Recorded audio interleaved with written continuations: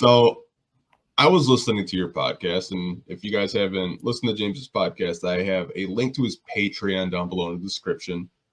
It is a paid podcast, and to me, $4 a month, that's not anything. I think it's worth it. I think it's a good podcast. One of my favorite Pistons podcasts out there. Thank you. You and Vinny were talking about Paul George. So I wanted to ask you, is Paul George a realistic target for the Pistons this summer? All right, so I want to say this. Realistic is a strong word because realistic is like if I were,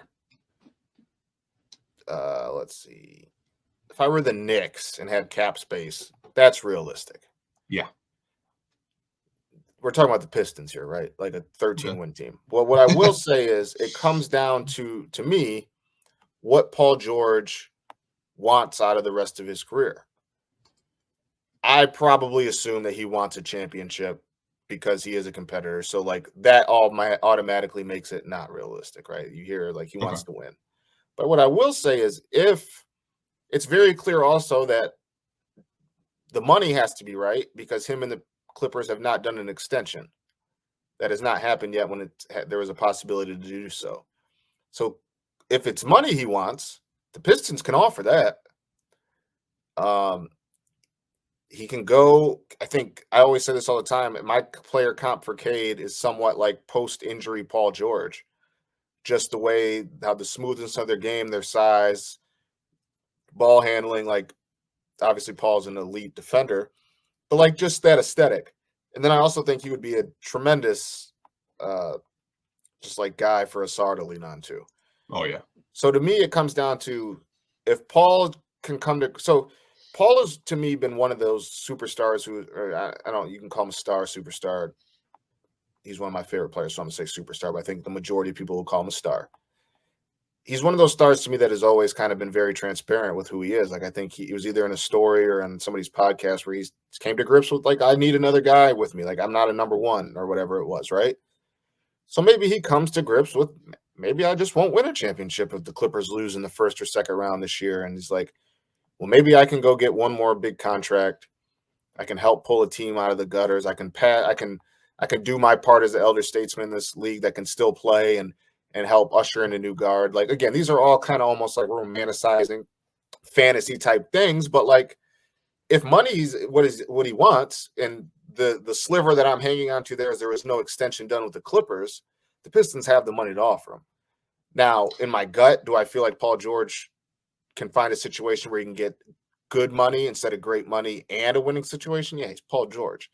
Yeah. But I would just say another caveat is part of why, to my knowledge, why Troy Weaver stayed in OKC when the Pistons wanted him in 2018 was to help bring Paul George to OKC. So I believe there's a relationship there.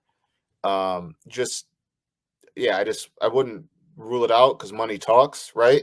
Mm-hmm. But my gut is Paul's a competitor and wants to try to win an NBA championship while he's still playing at all NBA level. He's going to be all NBA 2 or 3 on my ballot this year. He's had a phenomenal season.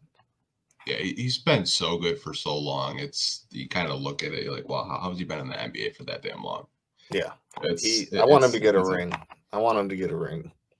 Yeah, we'll see if the Clippers curse is still a thing this postseason. We'll see. If it's not now, then when? If it's not now, then when? I mean, James Harden's on that team, so you never know. Yeah, you never know. You're 100% right. And you never. And Russ, you never know. It could be Russ just deciding to go rogue in Game 7 or something. Yeah, you never know. Like I said, I can't wait for the playoffs because I know something just drastic is going to happen. Yeah, the playoffs are going to be insane. I can't wait for it. I think if it's just about the money, like you said, the Pistons have like $60 million in cap. They could just offer him the money. If he's not really concerned with winning, sure. But I mean, I could argue Philly has a lot of cap space too. I mean, yeah. OKC has cap space as well. Like, I don't know. Like that would be a dream come true. If the Pistons actually got like a star. Like I think the last time they actually got like a quote unquote stars like Chauncey, and I don't even know if like Pistons fans would like consider Chauncey a star at that time. Whoa. No, I mean like at that time. No, like, no. Is this just Blake Griffin erasure? I completely forget about Blake. Oh, I was going to say, I the guy forget- was one of the best 15 players in the league on the Pistons uniform. I always forget about him. I don't know why. You didn't have fun during that era? No, I did. It's just been so long. It's just been like the rebuild. It kind of just like flashed out of my mind. I completely forgot about Blake. That's fair. And I would say, even before, I mean, I think Chauncey at the time that they got him wasn't a star. He was a high draft pick. Yeah. Not a star. I would say Josh Smith's standing in the league at the time that the Pistons got him was higher than Chauncey's standing in the league. Yeah, because he's kind of like a guy, third or fourth guy, on a team that was going to the Eastern Conference Finals every year.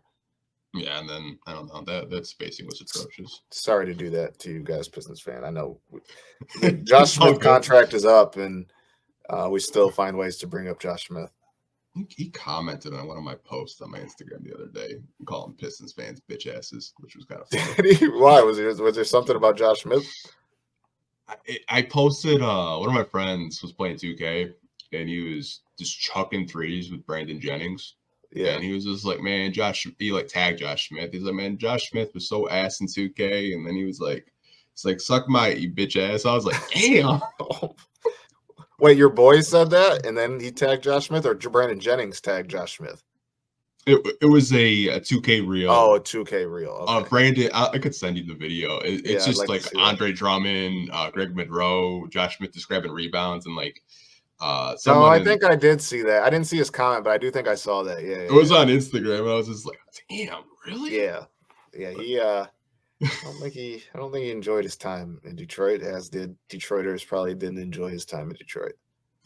No. I think it's a two-way street. I think it's a two-way street there.